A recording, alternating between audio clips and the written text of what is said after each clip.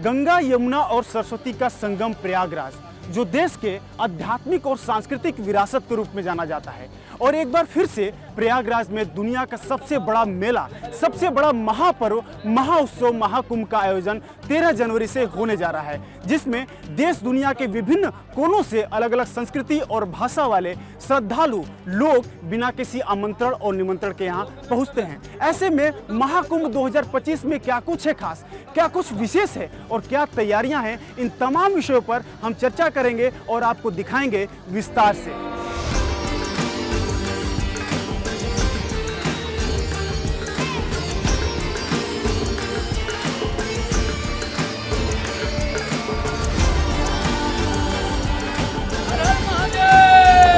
आस्था, परंपरा और संस्कृति के इस महाउत्सव महाकुंभ में देश के कोने कोने से श्रद्धालु आते हैं, जिसमें आम लोगों से लेकर संत और महंत तक शामिल होते हैं, जो यहाँ पर डुबकी लगाने आते हैं। उनके लिए संगम किनारे कई हेक्टेयर में यहाँ दुनिया का सबसे बड़ा अस्थायी शहर स्थापित किया जाता है, जहाँ लोग आते हैं और गंगा में डुबकी लगाते हैं।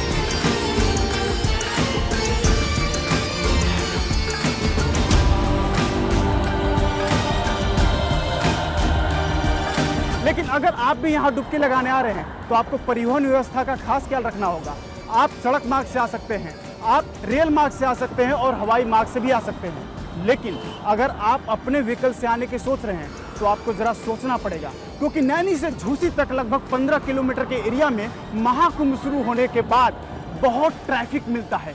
लोगों को यहाँ पैदल जाना पड़ता है, चाहे वो ब्रिज हो, पीपा पुल हो, चाहे आसपास की जो सड़कें हैं या जो मार्ग हैं वहाँ पर लोगों को पैदल आना पड़ता है। इसलिए आप अपने वाहन से आने से बचें और पब्लिक ट्रांसपोर्ट का इस्तेमाल करें।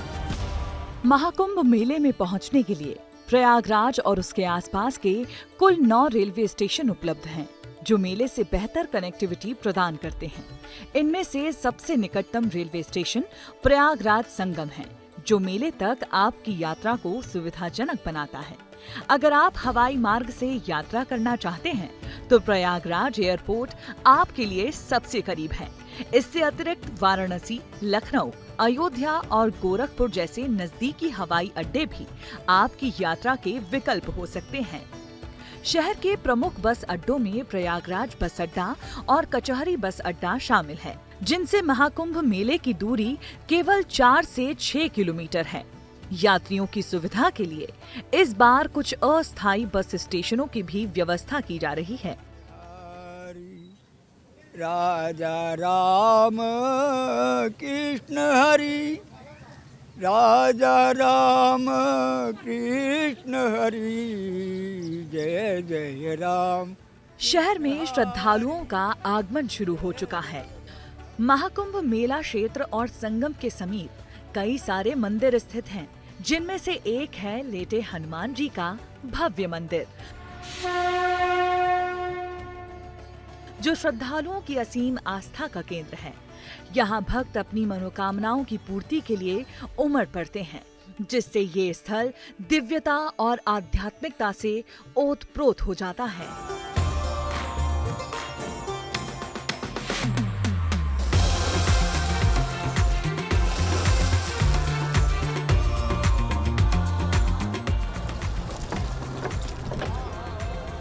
तो जिस संगम की बात हम कर रहे थे, उस संगम में हम कहते हैं गंगा, यमुना और सरस्वती का संगम, और उसी संगम पर फिलहाल है हम।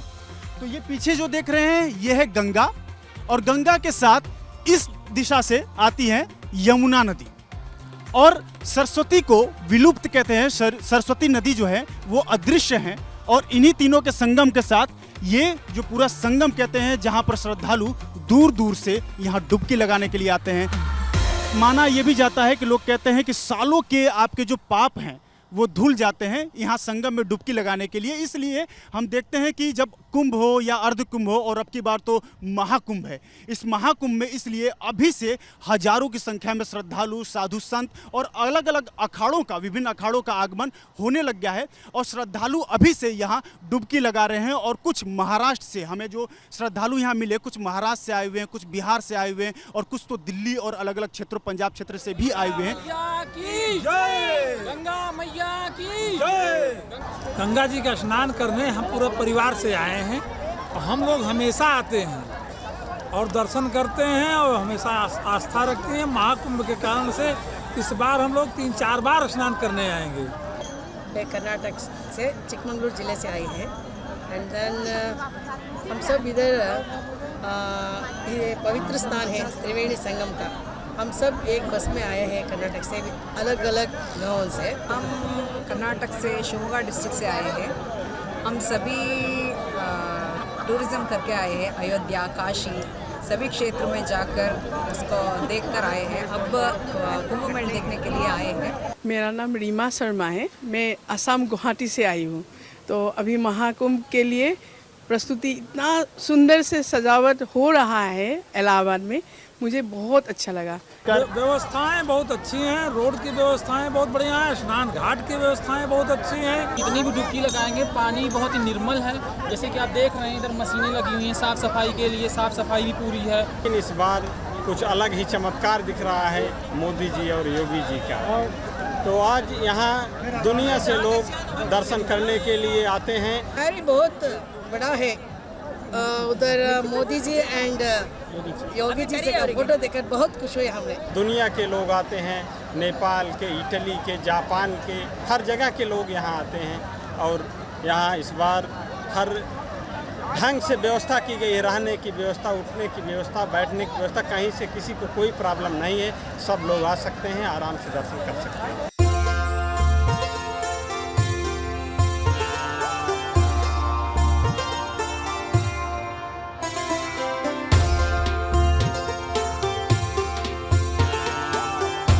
साथ ही साथ श्रद्धालुओं के सेफ्टी के लिए भी खास व्यवस्था की गई है। संगम किनारे जहां श्रद्धालु डुबकी लगा रहे हैं, वहां पास में बैरिकेटिंग की गई है कि उस बैरिकेटिंग के आगे श्रद्धालु जाकर डुबकी नहीं लगा सकते। वहीं जो श्रद्धालु नाव से दर्शन कर रहे हैं संगम का या फिर उसका आनंद उठा रहे हैं, उनके लिए लाइफ बोट जैकेट का भी इंतजाम किया गया है। साथ ही साथ एनडीआरएफ की टीम यहाँ पूरी तरीके से पूरे दल बल के साथ पहुंची हुई है और इन पूरे एरिया का मुआयना कर रही है।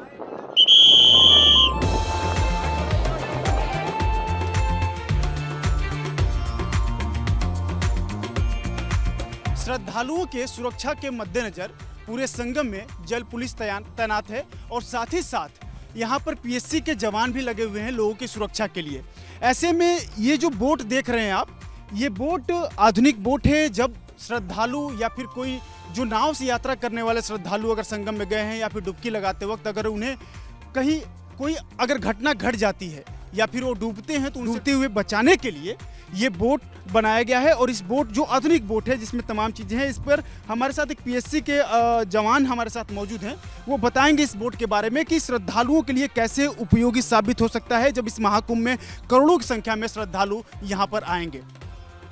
देखिए, महाकुंभ के नज़र से देखते हुए जो है हमारे यहाँ जो है सरकार व्यवस्थाएं दी है हम लोग को, लोगों को बचाने के लिए। और इसलिए हम लोग को ड्यूटी भी लगाया गया है कि कोई डूबे न, कोई जो है, इसलिए जो है हम लोग को ट्रेन भी किया जाता है ताकि कोई भी अगर डूबे तो हम लोग उसको बचा सके, सेफ उनकी लाइफ जो है ये कर सके। तो इस जो है नज़र से देखते हुए हम लोग को बोट दिया गया है। ये बोट जो है, बोट में भी हम लोग को ऊपर भी दिया गया है। और बोट में ये है कि देखिए, एक लाइफ जैकेट है, इसमें 2 लाइफ जैकेट है और एक तरह लाइफ बॉय है। तो लाइफ बॉय के जरिए भी हम लोग बचाते हैं उनको और लाइफ जैकेट के जरिए भी बचाते हैं हम लोग। और बोट के माध्यम अगर बीच में कोई डूब रहा है तो बोट को चालू करके हम लोग ले जाते हैं और पूरे अपने जो है वस्त्र को भी उतार देंगे। अगर जरूरत पड़ने पर वस्त्र पहन कर भी हम लोग कूद जाते हैं उसमें बचाने के लिए उनको।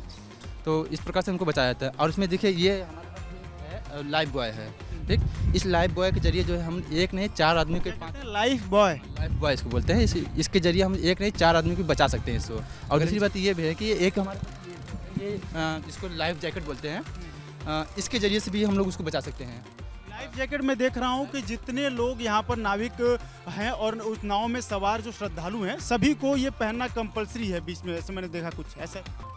इसमें क्या होता है ना कि देखिए, इसलिए पहनाया जाता है ताकि कोई डूबे ना। तो मेला में जितने भी घाट हैं और मान लीजिए जितने घाट उतनी संख्या में बोट लगी, उससे एक्स्ट्रा भी बोट लगाई गई है। और बीच में भी जो है स्कूटी चल रही है, मोटर बोट वाली स्कूटी जो होती है वो चल रही है। और उसके बाद जो है सभी लोगों को ट्रेन किया गया है चलाने के लिए। और 2-4 बोट जो आगे भी लगे हुए हैं, हर जगह जहाँ रिस्क ज़्यादा पॉइंट है वहाँ पर बोट से सुरक्षा ज़्यादा दिया गया है। तो कुल मिलाकर श्रद्धालुओं के लिए सुरक्षा व्यवस्था पूरी तरह से मुस्तैद है, जिसमें जल पुलिस और साथ ही साथ पीएससी बल के जवान भी तैनात हैं।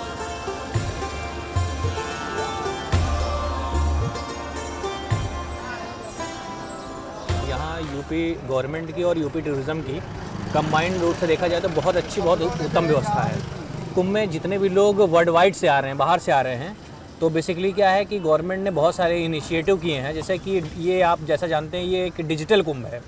तो डिजिटल कुंभ का मतलब ये है कि ये पूरा डिजिटाइज्ड है। इसमें QR कोड्स जो है इनेग्रेट किए गए हैं। जैसे क्या है कि लोकल में पब्लिक ग्रीवियांस पे किसी भी टूरिस्ट को किसी भी तरह की कोई समस्या ना हो, जिसके मद्देनज़र क्या है कि गवर्नमेंट ने बहुत सारी गाइडलाइंस इशू की हैं। जैसे कि आपको पता है कि ये मेला 25 से 30 किलोमीटर में फैला हुआ है, जिसमें से 30,000 स्क्वायर फीट का एरिया केवल अखाड़ा परिषद को दिया गया है। और इस कुंभ की विशेषता ये रहेगी कि ये कुंभ जो है 25 सेक्टर में बटा हुआ है। हर एक सेक्टर में आपके स्पेसिफिक थाने हैं, हॉस्पिटल की व्यवस्था है और हर जलकल संबंध विभाग या जो भी एमिनिटीज़ हैं बेसिक जो है यहाँ कुंभ में आए हुए लोगों की, उन सारी एमिनिटीज़ की बेहतरीन सुविधाएं हैं। और जैसे कि यहाँ पे 30 प्लाटून पुल दिए गए हुए हैं और 2 यहाँ स्टील ब्रिज का जो है निर्माण कराया गया है। महाकुंभ मेले के सफल और सुचारू आयोजन के लिए प्रयागराज मेला प्राधिकरण हर आवश्यक सुविधा सुनिश्चित कर रहा है। वहीं विभिन्न क्षेत्रों से आए साधु संत, अखाड़े, संगठन और व्यापारी अपनी जमीन आवंटन और आवश्यक व्यवस्थाओं की औपचारिकताओं में जुटे हैं। कुछ अभी भी अपनी अर्जियों के स्वीकृत होने की प्रतीक्षा कर रहे हैं।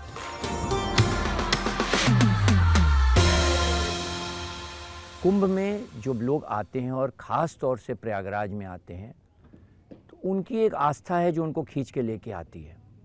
और आस्था क्या है? आस्था ये है, आपका नासिक में भी कुंभ लगता है, उज्जैन में भी कुंभ लगता है, सब जगह 4 जगह लगता है 3-3 साल में, लेकिन वहाँ पर इतनी जगह नहीं है।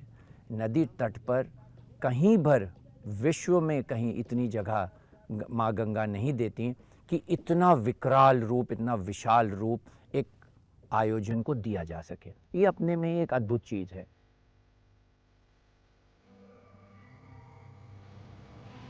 महाकुंभ में आने वाले करोड़ों श्रद्धालुओं के लिए दुनिया का सबसे बड़ा अस्थायी शहर बसाया जाता है। इस अस्थायी शहर में टेंट से लेकर डोम तक तमाम व्यवस्थाएं होती हैं और उन टेंट में आम लोगों से लेकर खास लोगों तक के लिए अलग अलग तरह की व्यवस्थाएं होती हैं, जिनमें पानी, बिजली से लेकर लोगों के आम जरूरत की लगभग सारी चीजें इसमें शामिल होती हैं।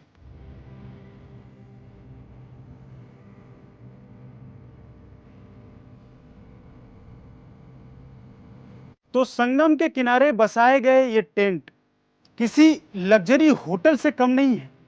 यहाँ आम लोगों से लेकर खास लोगों तक के लिए जिन व्यवस्थाओं की बात हो रही थी, उनमें देख सकते हैं कि ये टेंट 3 अलग अलग तरह के टेंट हैं। यहाँ पर प्रीमियम टेंट, नॉर्मल टेंट और लग्जरी टेंट।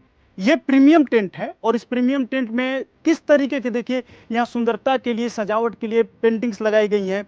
और ये जो बेड है किसी होटल का, जो हम एक आलीशान होटल का बेड देखते हैं, उससे कम नहीं है। साथ ही साथ यहाँ तमाम जो व्यवस्थाएं हैं, अंदर बाथरूम की व्यवस्था, बैठने के लिए सोफे की व्यवस्था, हजारों की संख्या में यहाँ ऐसे टेंट सिटी बसाए गए हैं जो लोगों को बिल्कुल होटल और लग्जरियस फील देते हैं।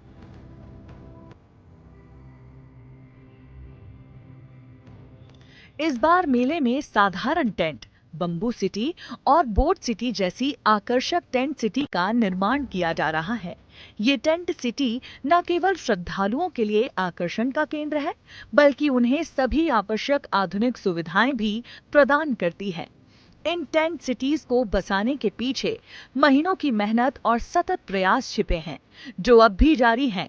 वहीं अब की बार महाकुंभ में बसाए जा रहे इन टेंट सिटी में भारतीय संस्कृति और महाकुंभ की आध्यात्मिक विरासत की झलकियां भी देखने को मिलेंगी, जो लोगों को महाकुंभ के आध्यात्मिक विरासत से रूबरू कराएंगी।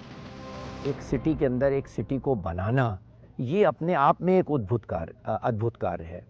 मगर ये संभव, जैसा मैंने पहले कहा, ये सिर्फ प्रयागराज में ही संभव है, क्योंकि यहाँ इतनी जगह मिलती है। हम लोग जो ये टेंट सिटी लगाते हैं, हमने सन 2001 में लगाया था, हम इसका बदलाव बराबर देखते चले आ रहे हैं।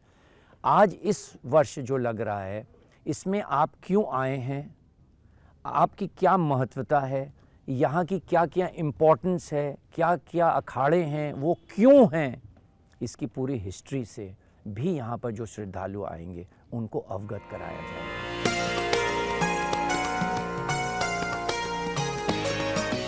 अब की बार महाकुंभ डिजिटल है और डिजिटल होने के साथ साथ हाईटेक भी है।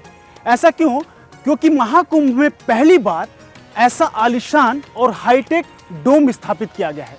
यह डोम अपने आप में आलिशान और अद्भुत है क्योंकि इस डोम में आप घुसते ही जो श्रद्धालु यहाँ रहेंगे वो पूरे 360 डिग्री का नज़ारा ले पाएंगे, चाहे वो आसमान हो या फिर पास में गंगा नदी या फिर आसपास का पूरा एरिया, पूरा माहौल। और इस डोम में पूरी लग्जरी सुविधाएं हैं।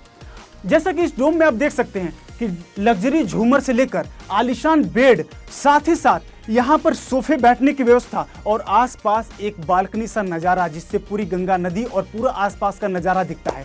अगर आप यहाँ रहना चाहते हैं तो मतलब आपको एक दिन की कीमत आपको चुकानी पड़ेगी 80,000 से 1,20,000 रुपये। और अगर आपको यह डोम बुक करना है तो आपको कम से कम 3 दिन के लिए बुक करना होगा। मतलब कम से कम आपको 4 से 4.5 लाख रुपए का बजट बनाना होगा, तब आप जाकर इस हाईटेक डोम का फायदा उठा पाएंगे जो महाकुंभ में पहली बार लगा हुआ है और लोगों के लिए आकर्षण का केंद्र है।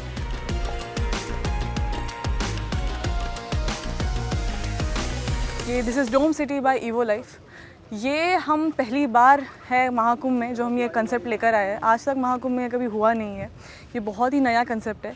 ये कंसेप्ट एक कहानी से आया था कि कैसे कोई भी जब आते हैं यहाँ पे गेस्ट तो उनको कुंभ देखने को नहीं मिलता है, अनुभव करने को नहीं मिलता है। तात्पर्य ये कि आपको टेंट्स में ही रहना पड़ता है तो आप वो नज़ारा नहीं देख पाते, जितना सुंदर कुंभ सजता है वो आप नहीं देख पाते। बस वहीं से ये सोच आई थी और उसी सोच से डोम आया और उसको थोड़ा सा चैलेंजिंग और पुश करते हुए हमने इसको 15 फीट की ऊंचाई पर रख दिया, जिससे आप अपने कमरे से पूरा नज़ारा देख सकते हैं कुंभ का। तो यही इसका यूएसपी है, प्राइसिंग पॉइंट है और लकीली लोगों को बहुत अच्छा लग रहा है। हमारे साइट पे मुश्किल हो रहा है, इतने लोग आ रहे हैं। हम सबका प्यार बहुत अप्रिशिएट करते हैं डेफिनेटली। और बुकिंग्स भी हमारी 50 to 60% हो चुकी है और भी हो रही है।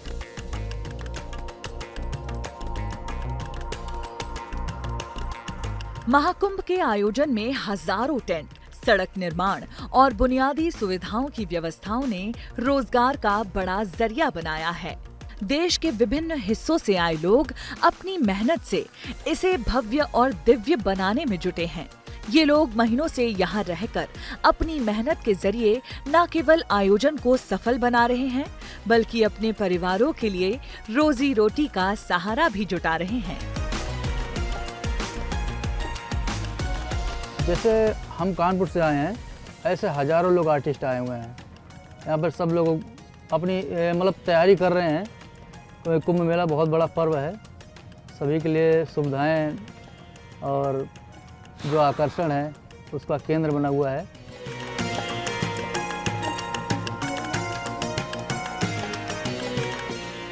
बहुत ही जो कमज़ोर वर्ग है उससे लेके जो बहुत अच्छा एक संभ्रांत वर्ग है, सबके लिए व्यवस्था है और हर प्रकार की व्यवस्था है।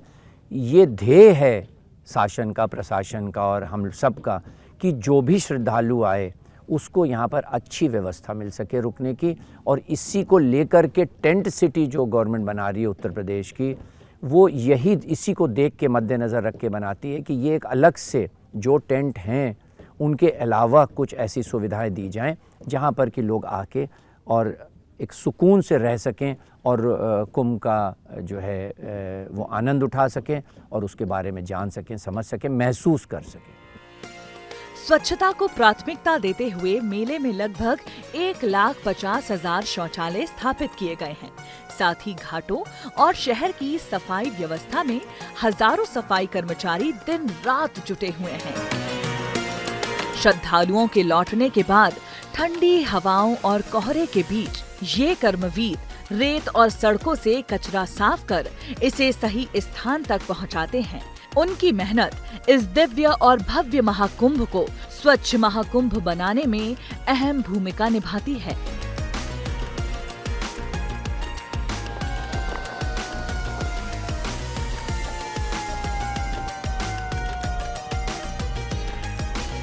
श्रद्धालुओं और मेले की सुरक्षा प्रशासन के लिए एक बड़ी चुनौती है। यातायात, नागरिक सुरक्षा और अग्निशमन सेवाओं को लेकर अधिकारी लगातार बैठकें कर रहे हैं। मेले में आधुनिक तकनीक का इस्तेमाल सुनिश्चित किया गया है, जिससे सुरक्षा व्यवस्था को और भी प्रभावी बनाया जा सके।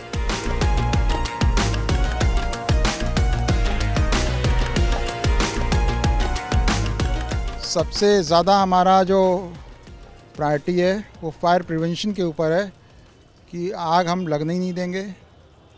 और आग, क्योंकि सबसे बड़ा कारण आग लगने का इलेक्ट्रिकल शॉर्ट सर्किट होता है, तो शुरुआती दौर से ही हमारी फायर की टीमें बिजली विभाग के साथ मिल कर के, जो ठेकेदार एक्चुअल में वायरिंग करते हैं उनके साथ मिल कर के डेली बेसिस पे उनके कामों का ऑडिट कर रहे हैं, उनको बता रहे हैं और जो कमियां मिल रही हैं उसको देन एंड देयर दूर कर रहे हैं, जिससे आग लगे ही ना। तो आप 19-20 नंबर पे या 112 नंबर पे सूचना करिए। पूरे मेला क्षेत्र में 50 फायर स्टेशन और 20 फायर चौकियां बनाई गई हैं, जो 1.5 से 2 मिनट में पहुंच करके आग को तुरंत काबू पा लेंगे। अगर कोई इमरजेंसी रिस्पांस की सिचुएशन आती है तो भी हम सक्षम हैं। तमाम सारी गाड़ियां नई इस बार ली गई हैं, 350 गाड़ियां लगाई गई हैं, जिसमें multi disaster response vehicle, advance rescue tender, quick response vehicle, motorcycle लगी हुई हैं। पूरे मेला क्षेत्र में 7000 वाटर हाइड्रेंट्स यहाँ पे लगाए गए हैं, जो पानी का स्रोत के रूप में हमें पानी देंगे और हम किसी भी जगह पहुँच करके आग बुझाने में भी सक्षम हैं। और अन्य कोई आपदा आ जाती है तो सबसे पहले पहुंच करके लोगों की जो कीमती जान है उसको बचाने का जो है पूरी तरह सक्षम है और उसके लिए प्रयास करेंगे। मेले क्षेत्र में लोगों के बेहतर स्वास्थ्य के लिए अत्याधुनिक सुविधाओं से लैस अस्पताल की व्यवस्था भी की गई है। यहाँ न केवल बीमारियों का इलाज होता है, बल्कि यही अस्पताल माँ गंगा और यमुना के आशीर्वाद से खुशखबरी भी लेकर आया है। इस बार महाकुंभ के शुभारंभ से पहले ही यहाँ गंगा का जन्म हुआ है, जो इसे और भी खास बनाता है।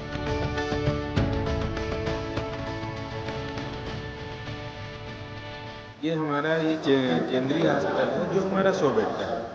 और इस तरह से हम छोटे हॉस्पिटल में, हमारे 2 छोटे हॉस्पिटल हैं 25 बेड के हैं और 10 हॉस्पिटल जो हमारे 20 बेड के हैं। उसमें सब सेंटर भी हॉस्पिटल है 2 बेड के, उसमें भी ICU चल रहा है 10-10 बेड के। और हमारे इन्फेक्शियस डिजीज़, अगर किसी को इन्फेक्शियस डिजीज, उनको आइसोलेशन के लिए 2 हमारे अलग से हॉस्पिटल हैं उनको, और 8 हमारे सेक्टर हॉस्पिटल। कुल मिला के हमारे जो है 13 हॉस्पिटल है। 100 बेड का जो हमारा केंद्रीय चिकित्सालय है, ये 100 बेड है। इसमें हमारा 10 बेड का ICU है और हमारे 5 बेड पीडिया के हैं, बच्चों के लिए। 45 जो है हमारे मेल वार्ड है, मेल बेड है, और 40 हमारा जो है फीमेल। मेले के विभिन्न क्षेत्रों में सहायता केंद्र स्थापित किए गए हैं, जहां लोग अपनी खोई हुई वस्तुओं को वापस पा सकते हैं या आवश्यक जानकारी प्राप्त कर सकते हैं।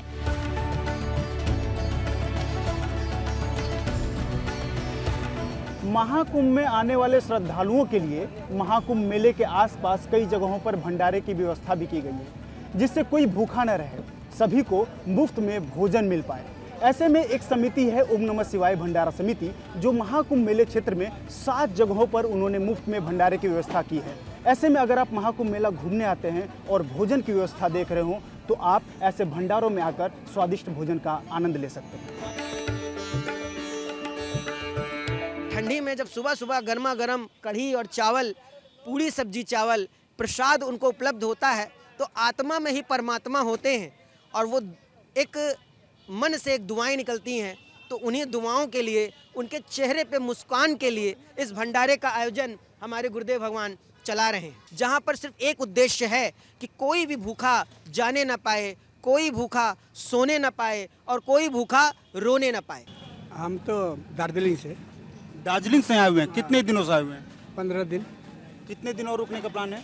हम तो अभी तक 40 माने जितना दिन मेला रहेगा हम उतना दिन यहाँ पर रहेंगे। पर शिव मंदिर है, वहाँ पर हम ठहरते हैं।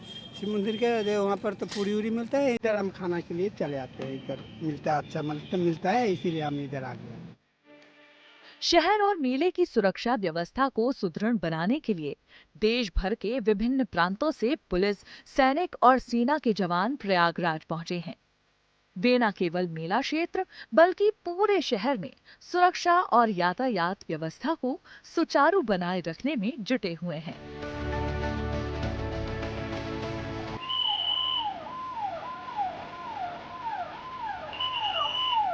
तो कुल मिलाकर महाकुंभ की तैयारियां जोरों शोरों पर है। यह पर्व है लोगों की आस्था का, विश्वास का और परंपरा का। तो अगर आप भी महाकुंभ नहीं आए तो इस बार 13 जनवरी से महाकुंभ की शुरुआत हो रही है और आप आएं और इसका आनंद लें। महाकुंभ से संबंधित अन्य जानकारी पाते रहने के लिए आप देखते रहिए विस्तार न्यूज। तब तक के लिए जय गंगे मैया।